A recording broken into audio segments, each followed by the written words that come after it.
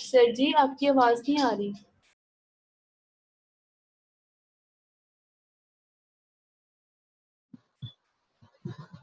ये सामने कंप्यूटर सुन, मेरा ख्याल है आवाज आ रही होगी आपको। जी सर अब आ रही है। जी थैंक यू सो मच। अच्छा मैं फिर इसको स्टार्ट करता हूँ जी। हम आज का जो हमारा टॉपिक है वो है mail reproductive system. Mail reproductive system is composed of 4 basic parts जो हमारे इस टॉपिक को कवर करेंगे। एक गोनेड्स, एक्सटर्नल जेनिटिलिया, डक्ट है और ग्लैंड्स हैं। हमने सबसे पहले गोनेड्स को स्टार्ट किया। Gonads are composed of a pair of testis covered in skin and that skin is called secretum। मैंने उनको लेबल भी कर दिया। ये जो टेस्टिस होते हैं they have complex and convoluted tubules that is called जिसको आप कहते हैं seminiferous tubules। और ये जो चैप्टर है, ये चैप्टर बेटा अभी स्टार्ट हुआ है, मतलब ये हमारा पहला टॉपिक है। इससे पहले जब ये चैप्टर स्टार्ट हुआ था तो टाइमिंग खत्म होगी, इस वजह से हमें जल्दी खत्म करना पड़ा। अच्छा ये जो सेमिनिफेरस ट्यूब्यूल्स होती हैं इनमें एपिथेलियल सेल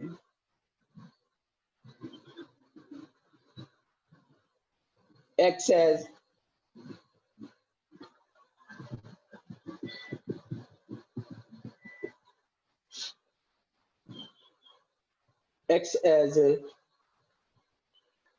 या बल्कि आप यूं बेहतर वर्ड यूं है प्रोड्यूस जिसको आप कहते हैं स्पर्मेटोगोनिया। ये स्पर्मेटोगोनिया प्रोड्यूस करते हैं सेमिनिफेरस ट्यूब्यूल्स का जो एपिथेलियम होती है। इंटरनल एपिथेलियम आपने बात करनी है। इसी सेमिनिफेरस ट्यूब्यूल्स के अंदर ये जो सेमिनिफेरस ट्यूब्यूल है, seminiferous tubules also contain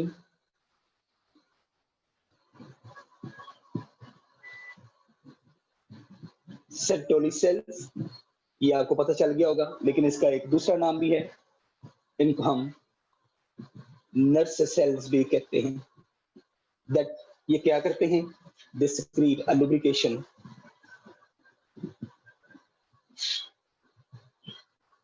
lubrication of sperms।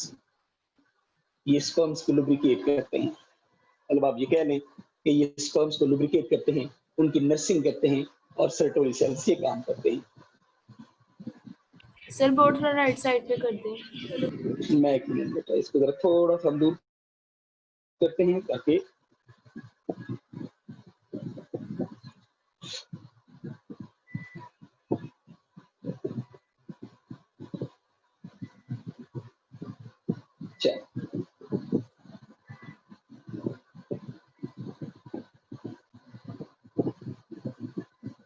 अच्छा इसी सेमिनिफेरस ट्यूब्यूल्स के अंदर एक और सेल्स भी होते हैं। अच्छा ये लुब्रिकेट भी करते हैं और सम टाइम ये उसकी फीडिंग ऑफ स्पर्म्स, ये उसकी फीडिंग भी करते हैं। मतलब आप ये कह लें ओवरऑल प्रोटेक्शन का काम सर्टोली सेल्स का होता है। लेकिन इसके अंदर एक और सेल्स भी होते हैं बेटा, and these cells are known as seminiferous tubules contain. एक और सेल इसके अंदर होते हैं जिसको कहते हैं इंटरस्टिशियल सेल्स और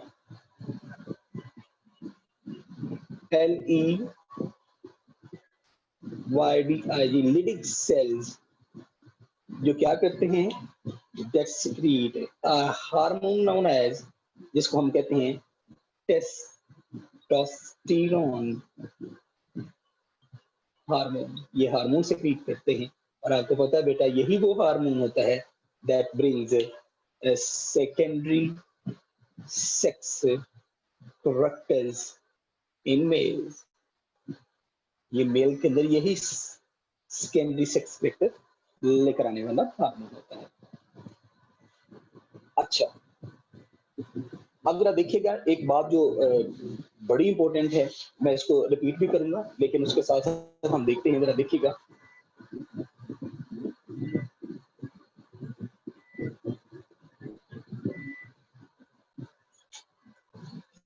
दो चीजें मैं यहाँ पे एज अ कीवर्ड लिखूंगा, आप इसको जरा देखिएगा। एक मैं लिखूंगा कि जर्मिनल सेल्स, कौन से germinal cells, that make sperm, जहां से स्पर्म्स बनते हैं, प्लस सेक्टोरल सेल, जिसको हमने ऊपर नर्स सेल भी कहा, ये कंट्रोल करते हैं मेल्स के अंदर FSH, फॉलिकल स्टिमुलेटिंग हार्मोन।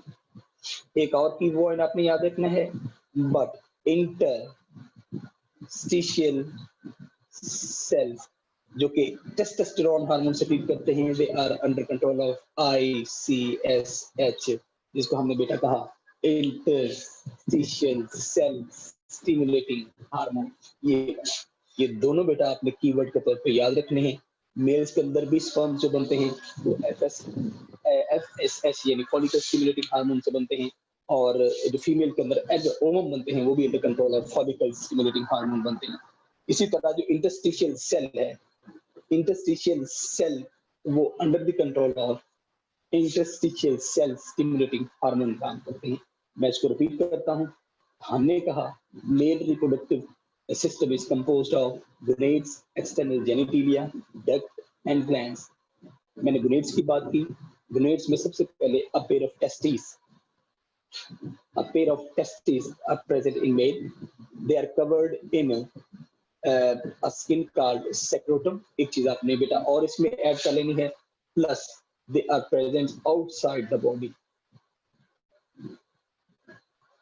ये outside the body मौजूद होते हैं। तकरीबन 1 डिग्री सेंटीग्रेड लेस टेम्परेचर मौजूद होता है ये टेस्टिस का, ताकि स्पर्म्स को जब ये प्रोडक्शन ऑफ स्पर्म हो रही होती है तो उस वक्त लो टेम्परेचर रिक्वायर्ड होता है, तो ये आउटसाइड द स्किन मौजूद होते हैं, कवर्ड विद द सेक्रोटम। जब स्पर्म प्रोडक्शन का प्रोसेस यानी स्पर्मेटोजेनेसिस हो रही होती है बेटा, तो उस वक्त लेस टेम्परेचर रिक्वायर्ड होता है। तो लेस टेम्परेचर जब रिक्वायर्ड होगा तो इसका 1 डिग्री सेंटीग्रेड बॉडी से टेम्परेचर डाउन होगा। मतलब हमारी बॉडी का टेम्परेचर 37 डिग्री सेंटीग्रेड है, तो इसका जो टेम्परेचर होगा सेक्रोटम का, दैट इज 36 डिग्री सेंटीग्रेड। अच्छा, ये जो टेस्टिस होते हैं, it has a complex system of convoluted tubules called seminiferous tubule. अब seminiferous tubule ही सारे काम करेगा। कौन कौन से?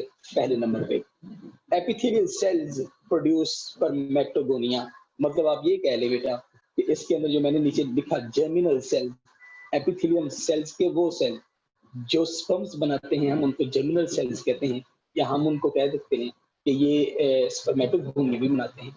Seminiferous tubule also contains Sertoli cells or nerve cells. वही tubules उनके पास Sertoli cells या nerve cells भी होते हैं जो क्या बनाते हैं, that contain lubrication for the sperms, और वो उनकी प्रोटेक्शन भी करते हैं और फीडिंग भी करते हैं। और उसी के साथ साथ seminiferous tubules also contain interstitial cells. Interstitial cells are living cells. ये क्या करते हैं, ये आपको बेटा पता है, मेल्स के अंदर एक हार्मोन होता है जिसको हम टेस्टोस्टेरोन हार्मोन कहते हैं, that brings secondary sex preference in male। और अगर मैंने आपसे कहूं कि ये सारा सिस्टम अंडर कंट्रोल होता है हार्मोन्स के, तो जर्मिनल सेल्स जो कि स्पर्म्स बनाते हैं, प्लस सर्टोली सेल्स लुब्रिकेशन का काम करते हैं, they are produce under the control of follicle stimulating hormone, और interstitial cell stimulating hormone is also controlled by interstitial cell stimulating hormone.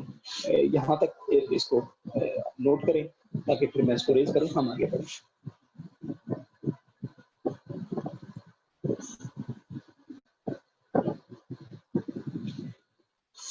चलिए,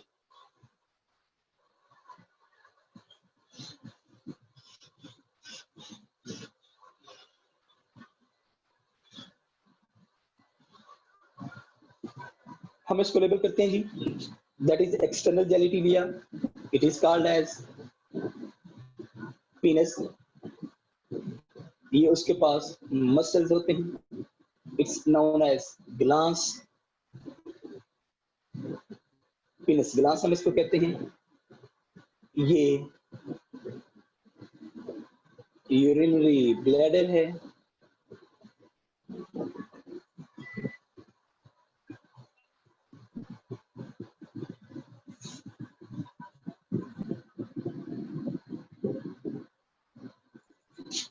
ये जो पीनस के अंदर जो आपको पता है हमारे यूरिन वाले ये ट्रैक होता है, इसको हम कहते हैं यूरेथ्रा।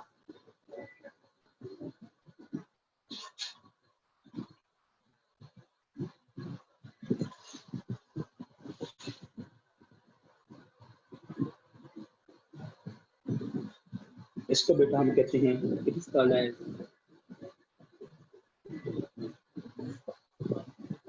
बात चला गया, इसको कहते हैं काउपर ग्लैंड।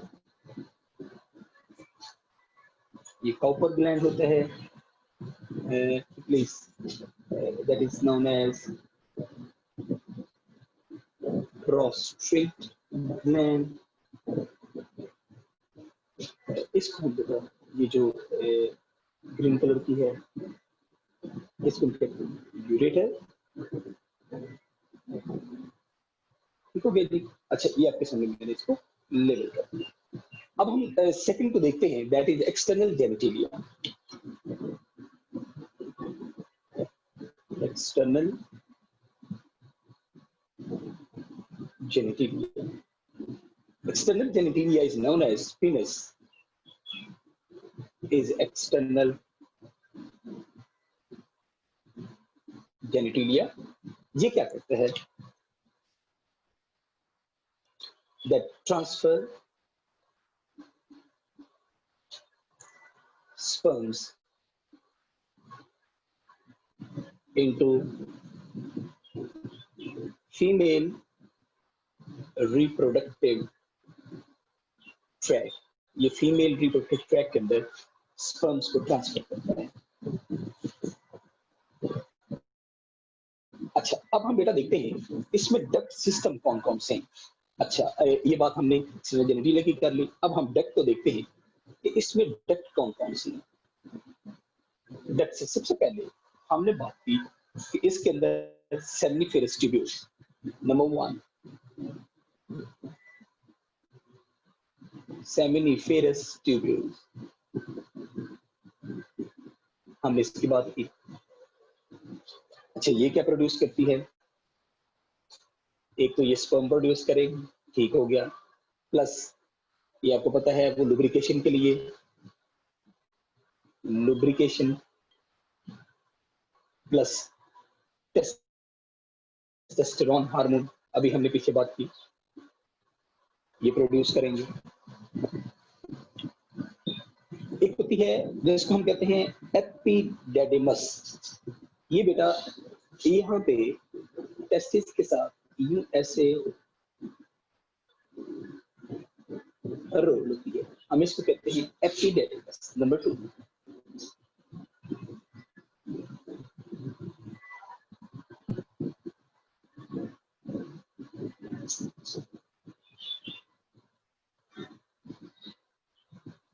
ये जो एपिडेडिमस होती है ये क्या करती है? ये प्रॉक्सिमल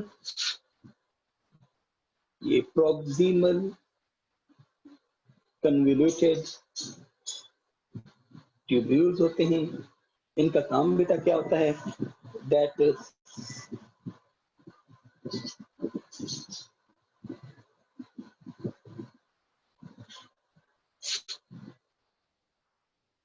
इनका काम होता है कि जो स्पर्म्स होते हैं, sperms become mature plus motile plus store. ये 3 काम इसके होते हैं कि इस हिस्से में आके जो स्पर्म्स होते हैं वो थोड़े से मतलब मैच्योर होते हैं। उसके बाद मैच्योर होने के बाद ये मोटाइल यानी उनको जो टेल लगती है वो भी एपिडेडिमस के हिस्से में आके लगती है और थोड़ी देर के लिए यहाँ पे आके स्टोर भी हो जाती है। अच्छा, उसके बाद एक लंबी सी होती है जिसको हम ट्यूब कहते हैं, जिसको हम ये वास डेफरेंस है। 3 वास डेफरेंस। सर आपने एपिडिडिमिस के आगे लिखा है ना कि प्रॉक्सिमल कन्वोल्यूटेड ट्यूब्यूल, इसे एक्सप्लेन कर दे। ये बेटा चूंकि ये प्रॉक्सिमल पार्ट की तरफ होती है इसलिए हम इसको प्रॉक्सिमल ट्यूब्यूल कहते हैं। सर ये एपिडिडिमिस का दूसरा नाम है। वास डेफरेंस नहीं नहीं सर, है ये, नहीं, जब हम कहते हैं ना प्रॉक्सिमल कन्वोल्यूटेड ट्यूब्यूल, तो इसका मतलब है इसकी पोजीशन के एतबार से ये कन्वोल्यूटेड ट्यूब्यूल्स हैं कन्वोल्यूटेड ही, लेकिन इनकी पोजीशन जो है वो है जिसको हम प्रॉक्सिमल कहते हैं। जी सर अच्छा, ठीक है। वास्ट डिफरेंस, अच्छा जी, वास्ट डिफरेंस क्या है? वास्ट डिफरेंस एक डक्ट सिस्टम है, पूरे का पूरा डक्ट सिस्टम है, ये सारे का सारा यहाँ से लेकर यहाँ पे ये वास्ट डिफरेंस है, ये वास्ट डिफरेंस है। अच्छा, जब हम वास्ट डिफरेंस की बात करते हैं, इसको भी स्पेलिंग कर लीजिएगा। जब हम वास्ट डिफरेंस की बात करते हैं तो ये मेल रिप्रोडक्टिव, आप कह सकते हैं कि reproductive system, mail reproductive system की मेन डक्ट होती है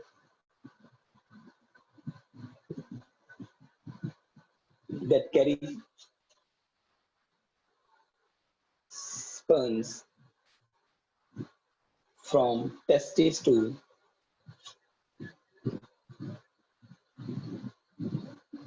ejaculatory duct, जहां से इजैकुलेशन होती है स्पर्म्स की, तो वहां तक इसको लेकर जाना ये वास्ट डिफरेंस का काम है। थोड़ी देर के लिए वहां पे ये स्पर्म स्टोर होंगे, जैसे स्पर्म वहां पे स्टोर होंगे तो फौरन बाद उसको इजैकुलेट कर दिया जाएगा। अच्छा, एक बेटा जिसको आप कहते हैं डक्ट होती है और वो होती है यूरिथ्रा। लो बेटा, ये जो यूरिथ्रा डक्ट होती है ये मैंने आपके सामने यहाँ पे लेबल किया हुआ है। यूरिथ्रा क्या करती है? इसके डुअल फंक्शन है। It carry urine in male it carry urine, एक तो ये यूरिन को कैरी करती है, दूसरा इट कैरी स्पर्म्स, और ये स्पर्म्स को कैरी करती है। इसलिए बेटा हम कहते हैं कि ये मेल के अंदर जो यूरिथ्रा है उसका डुअल फंक्शन है। एक तो ये मतलब आप समझ लें कि यूरिन को कैरी करेंगे और एक ये स्पर्म्स को कैरी करेंगे। मैं इनको रिपीट करता हूँ जल्दी से ताकि फिर आप इसका वो स्क्रीनशॉट ले लें। External genitalia, पीनस is external genitalia. इसका काम होता है कि ये जितने भी स्पर्म्स होते हैं उनको फीमेल रिप्रोडक्टिव ट्रैक्ट के अंदर ट्रांसफर करता है। डक्ट मैंने 4 लिखी, एक मैंने सेमिनिफेरस ट्यूब्यूल्स लिखा जो मैंने आपको सबसे पहले बता दिया। Seminiferous tubules are convoluted tubules present in the testis. इसकी जो एपिथेलियम होती है उसके पास 3 तरह के सेल्स होते हैं। एक वो जो स्पर्म सीक्रेट करते हैं, एक वो जो लुब्रिकेशन करते हैं सेप्टोली सेल या नर्व सेल, और जो लिडिक सेल होते हैं, जो इंटरस्टिशियल सेल होते हैं, they secrete testosterone hormone. Epididymis का मैंने आपसे कहा कि these are proximal convoluted tubules. यहाँ पे स्पर्म्स आपके मैच्योर होते हैं और वो मोटाइल भी होते हैं और थोड़ी देर के लिए वो यहाँ पे स्टोर भी होते हैं। वास्ट डिफरेंस मेन डक्ट होती है that carry sperms towards the ejaculatory part, और ये ejaculatory part की तरफ sperms को लेकर जाती है। जो यूरिथ्रा होता है ये एक ऐसी डक्ट होती है मेल रिप्रोडक्टिव सिस्टम के अंदर that carry urine as well as sperms from the male। अच्छा, इसका आप स्क्रीनशॉट ले लें ताकि हम आगे चलें। सर यूरिथ्रा को इजैकुलेटरी डक्ट कह सकते हैं? बिल्कुल आप कह सकते हैं, क्योंकि यहाँ से जो स्पर्म्स होते हैं वो इजैकुलेट ही होते हैं। मैंने इसलिए लिखा ना इजैकुलेट डक्ट, तो इजैकुलेटरी डक्ट। चलिए हम आगे बढ़ते हैं और हमारा जो लास्ट पार्ट है इसका वो है बेटा दैट इज ग्लैंड्स। ये जो ग्लैंड्स होते हैं एंडोक्राइन ग्लैंड्स होते हैं बेटा, सारे के सारे एंडोक्राइन ग्लैंड्स।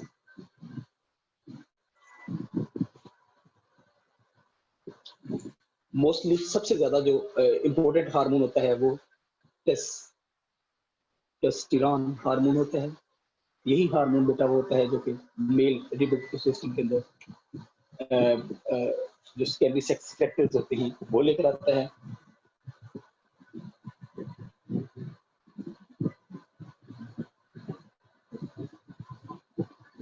फिर इसके अंदर मैंने ये नाम लिखे हुए हैं बेटा, आपके पास है कॉपर ग्लैंड है या बल्बो यूरिथ्रल ग्लैंड भी हम इसको कहते हैं, प्रोस्टेट ग्लैंड भी होता है। ये सारे के सारे they are for the protection of sperms. ये सारे के सारे ग्लैंड्स मैंने आपके सामने लिखे हैं, ये सारे के सारे ग्लैंड्स जो हैं they are protection and feeding nourishment of this sperms, ये सारे के सारे स्पर्म्स के लिए मौजूद होते हैं। अच्छा बेटा, जब हम बात करते हैं कि स्पर्म्स बन रहे हैं, हमने सारा प्रोसेस पढ़ा कि अब ये स्पर्म्स इन तरीकों से बनते हैं, लेकिन how these sperms are produced, मतलब हमने स्ट्रक्चर तो पढ़ लिया, लेकिन इनका फंक्शन कि ये स्पर्म्स को कैसे देखेंगे, ये कैसे तैयार करेंगे, हम इस टर्म को कहते हैं स्पर्मेटोजेनेसिस। ये स्पर्मेटोजेनेसिस हम इसको देखेंगे in the term of spermatogenesis, formation of sperms. अगर देखिएगा, सबसे पहले मैंने आपसे लिखा, मैं इसको एरो की शक्ल में लेकर आऊंगा कि वो जो एपिथेलियम जर्म सेल्स होते हैं वो स्पर्मेटोगोनिया बनाते हैं। स्पर्मेटोगोनिया डिफरेंशिएट होता है प्राइमरी स्पर्मेटोसाइट में। इट विल डिफरेंशिएट इनटू, बल्कि ये फर्स्ट मेयोटिक डिवीजन होगी, that will change into secondary spermatocyte।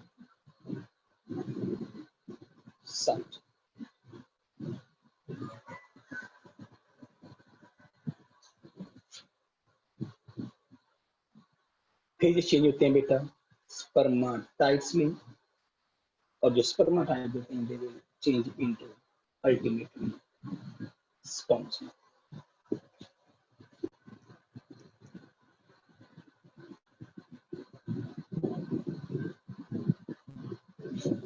ये आपने याद रखना है बेटा, ये जो स्पर्मेटोगोनिया है, यहाँ पे वर्ड लिख रहा हूँ, it differentiated into primary spermatocyte, first meiotic division M1, M2, then spermatides differentiated into, ये आपने मेरा बेटा कीवर्ड्स लिखने के सारे और ज़हन में रखनी है कि मैं क्या चीजें किस लिए बोल रहा हूँ। देखिएगा, स्पर्मेटोजेनेसिस क्या है? It's a process of formation of sperms. आपने कहा कि जो सेमिनिफेरस ट्यूब्यूल्स हैं उसके जो जर्मिनल सेल्स, यानी जो जर्मिनल सेल्स होते हैं, दे डिफरेंशिएट इनटू स्पर्मेटोगोनिया।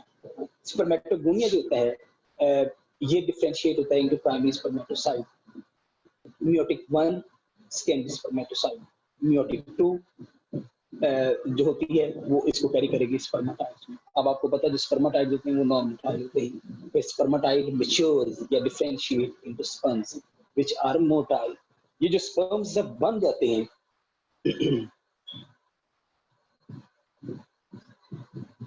ये जब स्पर्म्स बन जाते हैं, इट अल्टीमेट कैरीज टू, ये इसको कैरी करेगी जिसको हम कहते हैं वास डेफरेंस, जो कि सबसे पहले ये एपिडेडिमस में आएंगे। एपिडाइडिमस से होते हुए ये बेटा आएंगे वास डेफरेंस की तरफ आएंगे। वास डेफरेंस से ये अल्टीमेटली इजेक्टेड आउट, ये इजेक्ट आउट हो जाती है। अच्छा, मैं इसको फिर रिपीट कर रहा हूँ बेटा, आप जरा देखिएगा। हमने सारा प्रोसेस किया, जिसमें हमने मेल रिप्रोडक्टिव सिस्टम के ग्रेड्स के बारे में पढ़ा, पेयर ऑफ टेस्टिस हमने उसकी डिटेल में की, जेलेटिन या पीनस, हमने डक्ट के बारे में देखा, 4 डक्ट्स होती हैं, और जो ग्लैंड्स हैं हमने बात की कि इसके अंदर 3 ग्लैंड्स हैं, और सारे के सारे जो ग्लैंड होते हैं एंडोक्राइन ग्लैंड। अच्छा, फिर मैंने आपसे कहा कि spermatogenesis is the process of formation of sperms. Spermatogonia differentiated into primary spermatocytes, M1 lead to secondary spermatocytes, M2 lead to formation of spermatides, then differentiated into sperms.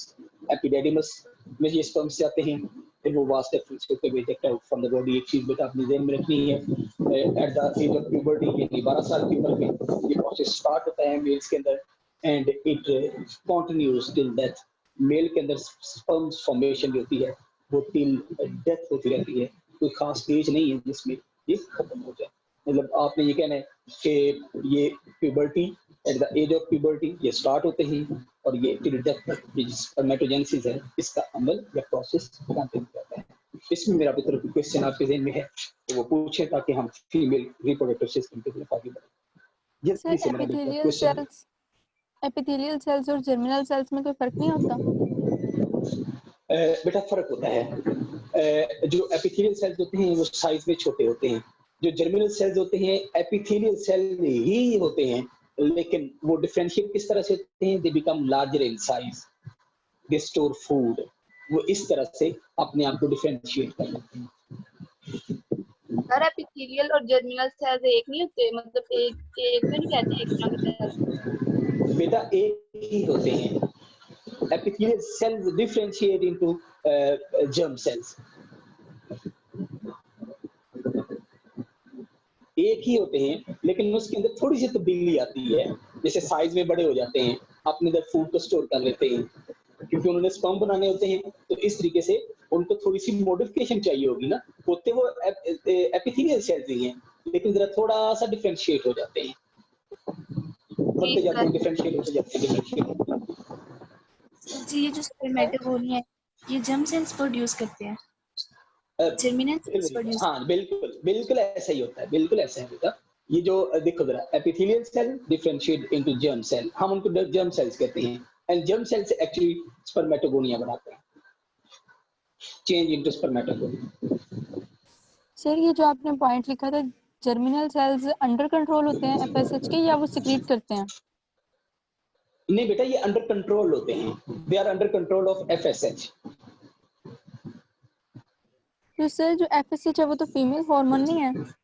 हाँ ऐसे ही है, मुझे पता था अब ये क्वेश्चन कोई ना कोई जरूर पूछेगा बेटा। ये जो मेल रिप्रोडक्टिव सिस्टम है it contain very less amount of FSH, जिसकी वजह से ये जो स्पर्म्स होते हैं ये प्रोड्यूस होते हैं, very limited control, very limited control. ठीक है जी, मैं इसको रेज करने लगा हूँ, हम फीमेल रिप्रोडक्टिव सिस्टम की तरफ आगे बढ़ते हैं।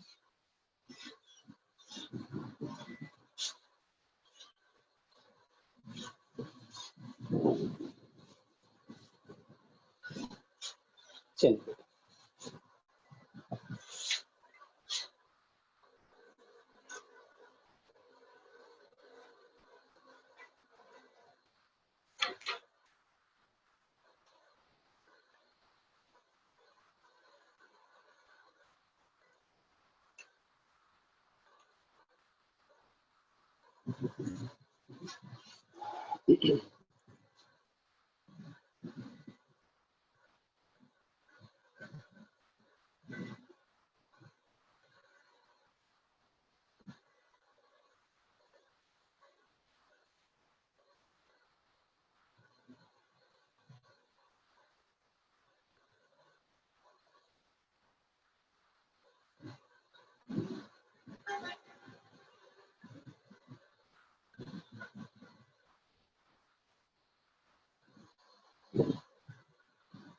बेटा मैं आपके सामने ये ड्रॉ कर रहा हूँ, it's a female reproductive system, रफली सा मैंने ड्रॉ किया है, तो मैंने पहले इसलिए ड्रॉ कर दी ताकि टाइम हमारा ज़ाया ना हो।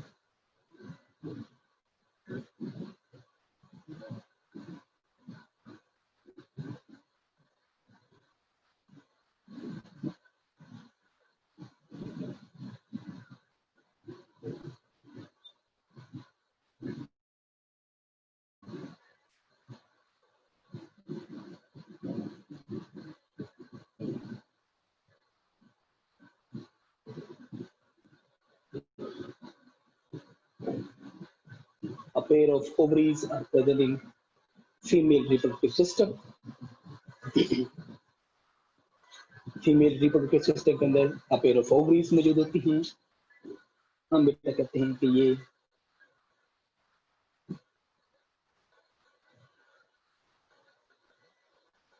यूट्रस वॉल है,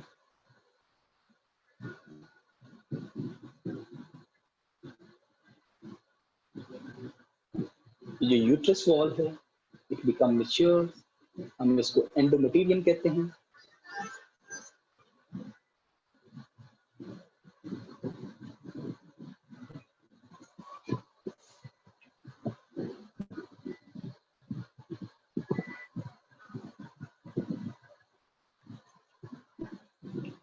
मैं इसको लेबल कर रहा हूँ, this part is called vagina, which is the external genitalia of the female, हम इसको बेटा कहते हैं, this is called cervix, ये cervix होती है, और इसकी जो cervix की opening होती है into the vagina, that is called as cervical orifice, हम उसको cervical orifice कहते हैं। आप इसको cervix का नाम दें, ये cervix है, इसको आप कहें एंडोमेटेरियम, ये एंडोमेटेरियम होता है, इसको आप कहने बेटा इट इज कॉल्ड एज, जिसको कहते हैं यूट्रस, ये ओवल,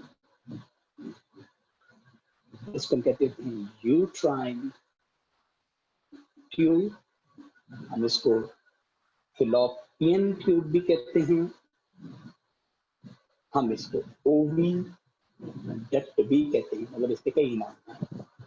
ठीक हो गया? अच्छा,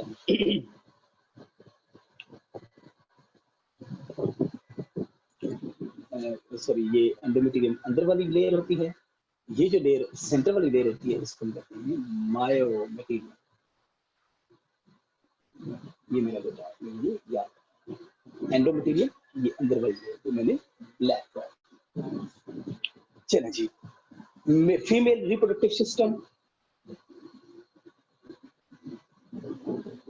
is composed of 3 main parts, very complicated than male reproductive system.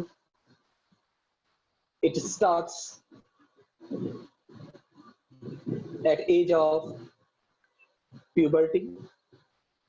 Puberty के एज में ये काम स्टार्ट करता है till 40 to 45 years.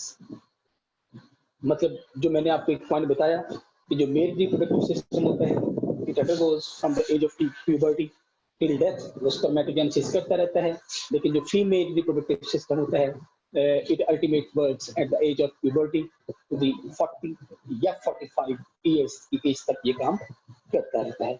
इसके 3 पार्ट होते हैं जी बेसिकली, वही बेटा, एक हम इसको देखेंगे कि इसमें गोनेड्स कौन से हैं,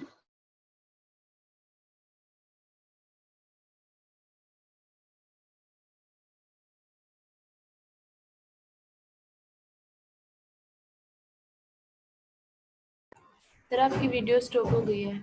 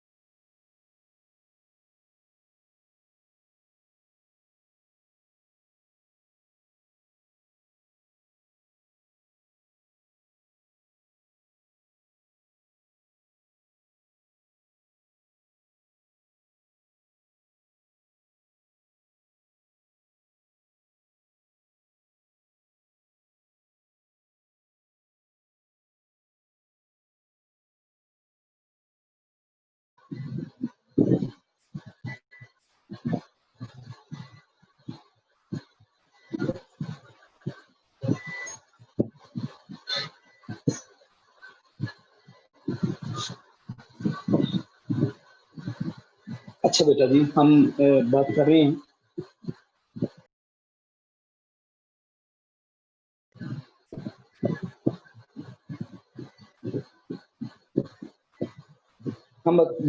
फीमेल रिप्रोडक्टिव सिस्टम की। अच्छा, इसमें रिकनेक्ट हो गया था, एक एक्सटर्नल जेनिटिलिया है, एक्सटर्नल जेनिटिलिया, और एक बेटा इसमें जब हम बात करेंगे that will be associated ducts. 3 points हम इसकी बात कर रहे हैं। ये हम एक एक करके इसको देखते हैं अभी। सबसे पहले हम देखेंगे what are the gonads. Gonads कौन कौन से इसमें शामिल होते हैं। एक इसमें a pair of ovaries,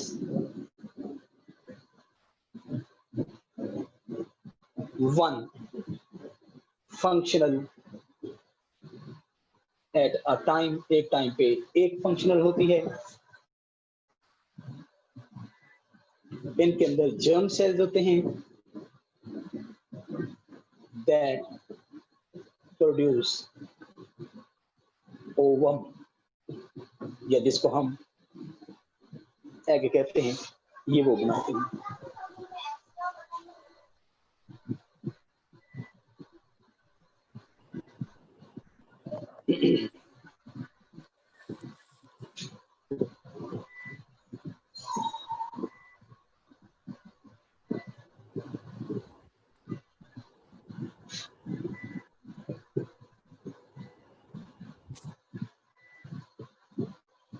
अच्छा, इसमें external genitalia,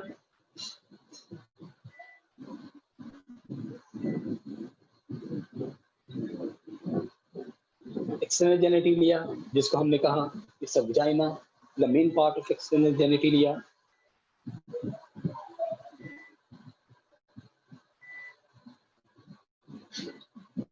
that opens into cervix, ये cervix पे जाके खुलती है। अच्छा, उसके बाद हम देखेंगे इसमें डक्ट कौन सी इन्वॉल्व है, what are different ducts that are involve, जिसको हमने एसोसिएटेड डक्ट का नाम दिया। जब आप बेटा डक्ट्स की बात करते हैं तो इसमें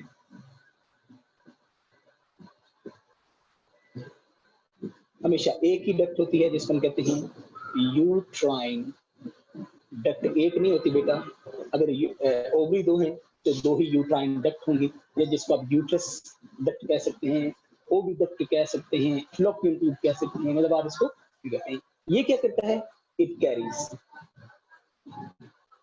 ओवम फ्रॉम, कहां से कहां तक, from ovary to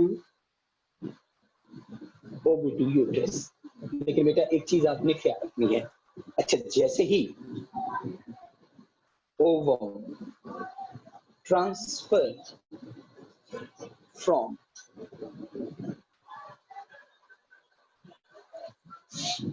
distal to proximal part,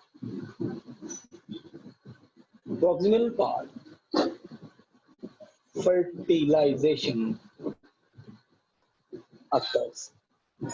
fertilization क्या मतलब, यहां से जो एग है it moves from oocyte to primary oocyte, secondary oocyte, ultimately ये जो एग है it moves here from distal part, और अल्टीमेटली जैसे ही बेटा ये प्रॉक्सिमल पार्ट की तरफ जाएगा, it is the point where fertilization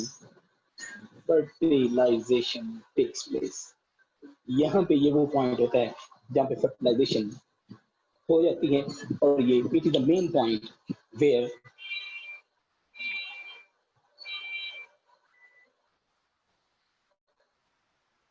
ठीक हो गया जी।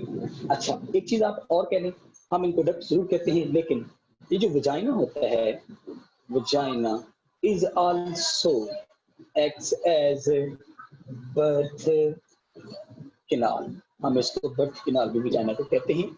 एक्सटर्नल जेनिटेलिया हैज रूट, लेकिन चूंकि it is composed of a tube like structure, तो हम बेटा इसको कहते हैं कि इट इज बर्थ कैनाल। हम इसको बर्थ कैनाल का नाम भी देते हैं। अच्छा, एक और चीज आपने याद रखनी है कि जो यूट्रस होता है, ये जो यूट्रस है, अल्टीमेटली यूट्रस दैट कंसीव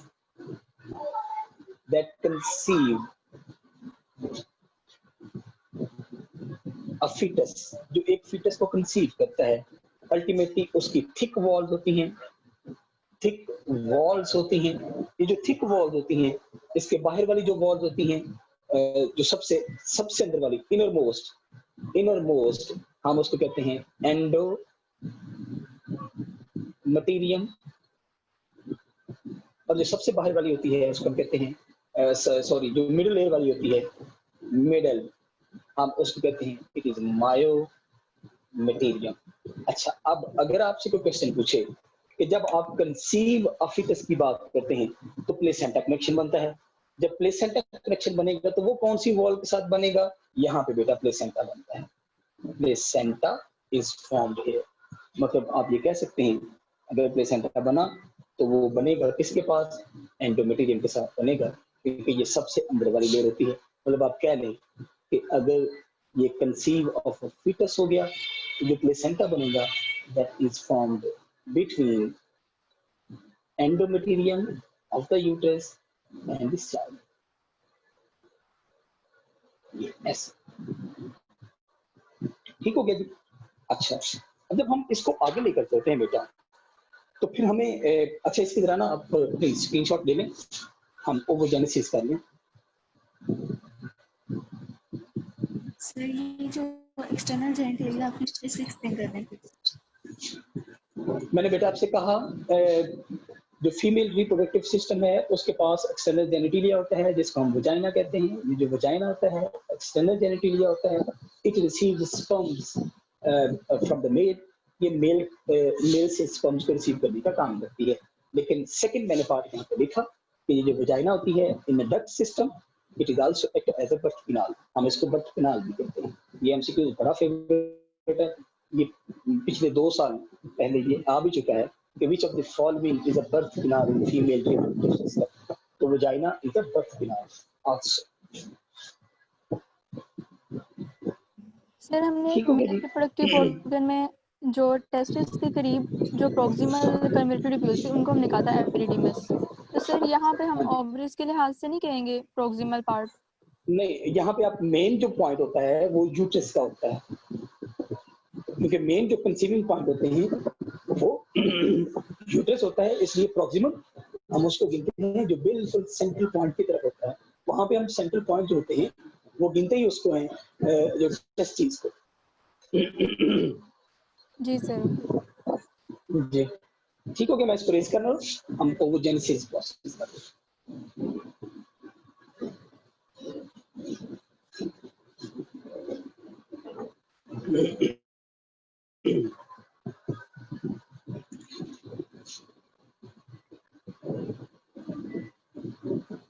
ओवोजेनेसिस कहते हैं फॉर्मेशन ऑफ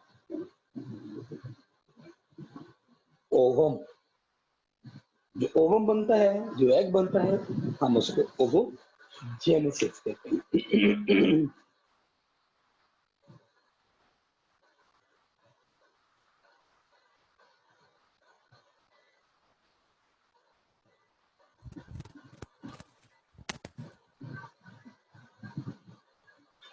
चलिए जी, सबसे पहले बेटा इसमें जर्म सेल्स वो चेंज हो जाते हैं ओवोगोनियम में, मॉडिफाइड इनटू ओवोगोनिया या ओवोगोनियम।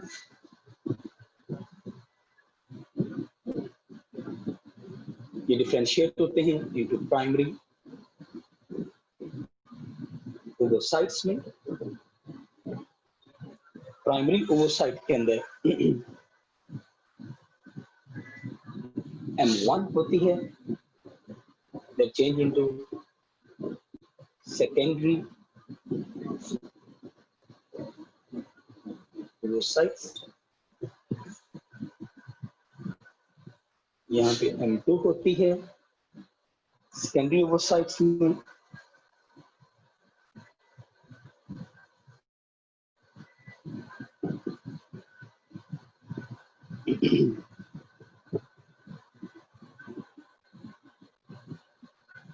तो हमारे पास यहाँ पे एक एग बनता है प्लस 3 पोलर बॉडीज बनती हैं। अच्छा, अब यहाँ पे बेटा आपने एक चीज देखनी है। M2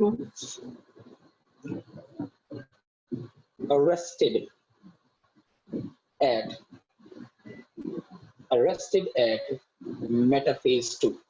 मैं यहाँ पे पूरा लिख देता हूँ ताकि आप कंफ्यूज ना।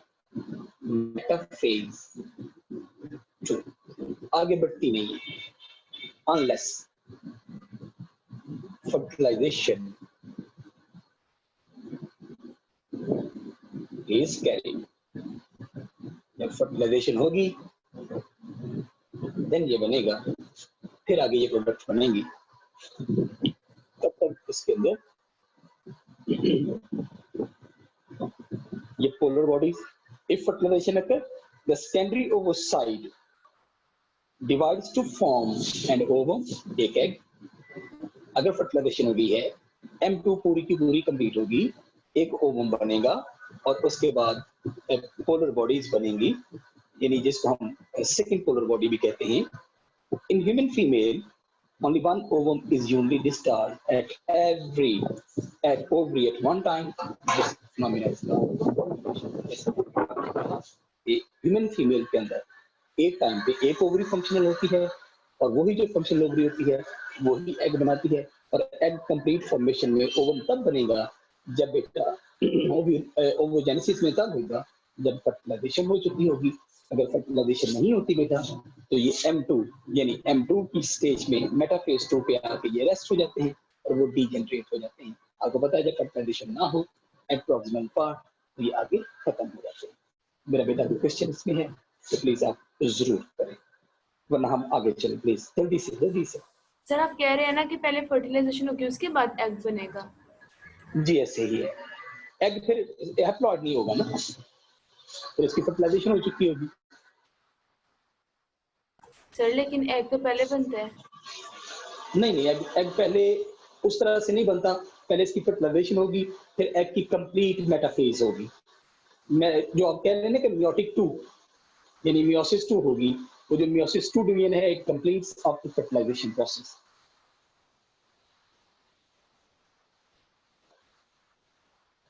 जी सर ठीक है। जी चले बेटा,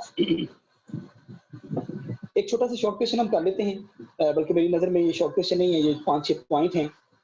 जब हम बात करें फीमेल रिप्रोडक्टिव सिस्टम की तो हम ह्यूमन फीमेल को और जो अदर मेमिलियन फीमेल्स हैं उनको कंपेयर करते हैं। हमारी बुक में 2 वर्ड भी हैं, एक मेंस्ट्रुअल साइकिल है और एक ऑस्ट्रिच साइकिल है। हम उन दोनों को देख लेते हैं, बाकी इंशाल्लाह फिर हम जो मेंस्ट्रुअल साइकिल है उसको बाद में देखते हैं।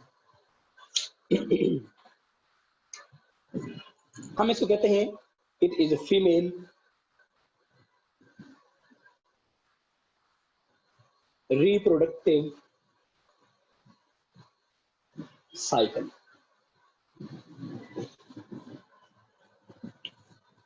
ये आप जरा समझ लीजिएगा बेटा, ये ह्यूमन फीमेल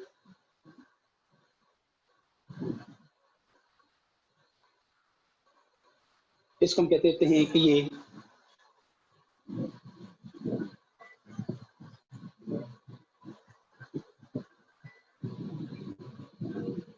मेंस्ट्रुअल साइकिल हम कहते हैं इसको, लेकिन अदर मेमिलियन फीमेल के अंदर हम इसको ऑस्ट्रिच साइकिल भी कहते होते हैं। ठीक हो गया, ये दोनों में फर्क है बेटा, दोनों का जो साइकिल होता है फीमेल के अंदर एक जैसा नहीं होता, दोनों में फर्क होता है। वो फर्क क्या है वो अभी हम आज कर लेते हैं।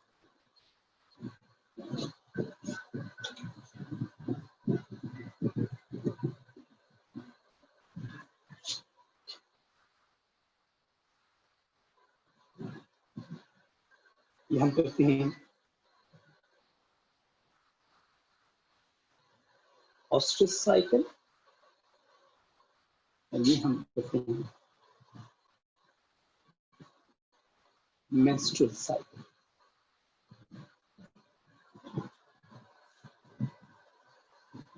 जैसे मैंने आपसे पहले कहा इट इज ऑल फीमेल्स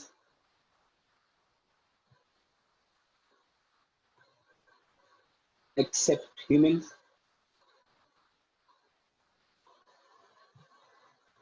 और ये सिर्फ और सिर्फ ह्यूमन फीमेल।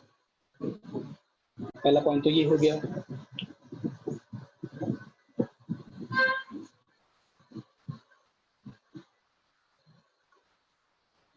Estrogen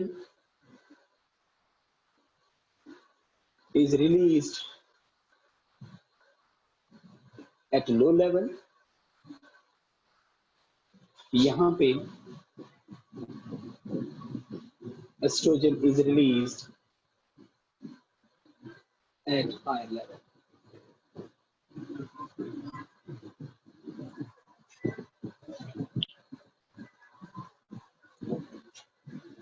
यहाँ पे बेटा यूट्रस, सर ये लेफ्ट साइड से नजर नहीं आ रहा, थोड़ा सा आगे करके लिखते हैं। अच्छा, uterus is partially prepared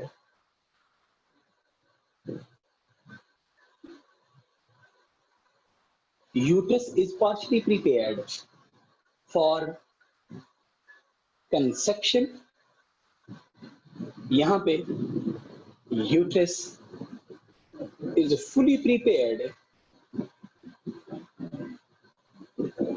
for conception, यानी प्लेसेंटा बनने के लिए ये यूट्रस ह्यूमन फीमेल के अंदर पूरी तरह से तैयार होती है। Endometrium, exometrium, myometrium, it's fully prepared.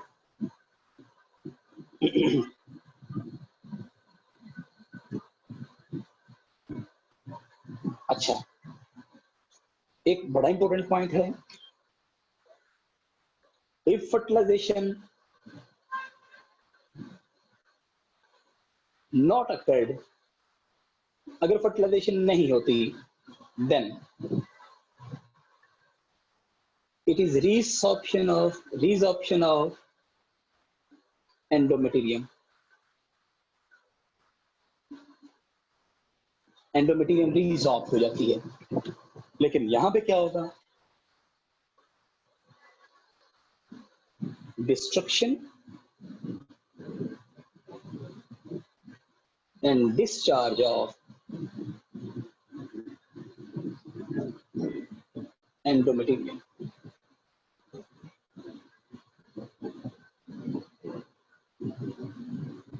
ये बेटा दोनों में फर्क है। यहाँ पे रीजॉर्प्शन हो जाती है, यहाँ पे वो डिस्चार्ज होके खत्म हो जाती है, जिसको हम मेंस्ट्रुअल फ्लो कहते हैं, जिसको हम एम स्टेज भी कहते हैं, कि एवरी मंथ ये जो यूट्रस होती है, ये मायोमेटेरियम एंडोमेटेरियम होती है, ये डिस्ट्रक्ट होके बॉडी से बाहर इजेक्ट आउट हो जाती है। लेकिन जरा देखिएगा,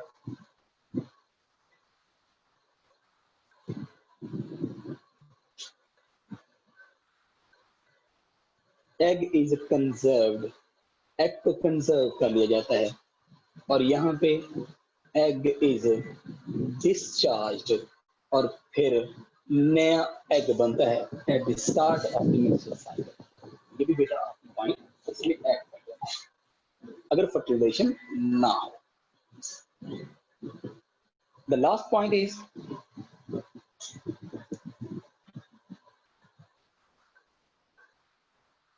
release of egg need physical contact with the male partner। मतलब एग तब तक रिलीज नहीं होगा जब तक किसी मेल पार्टनर के साथ फिजिकल कॉन्टैक्ट नहीं।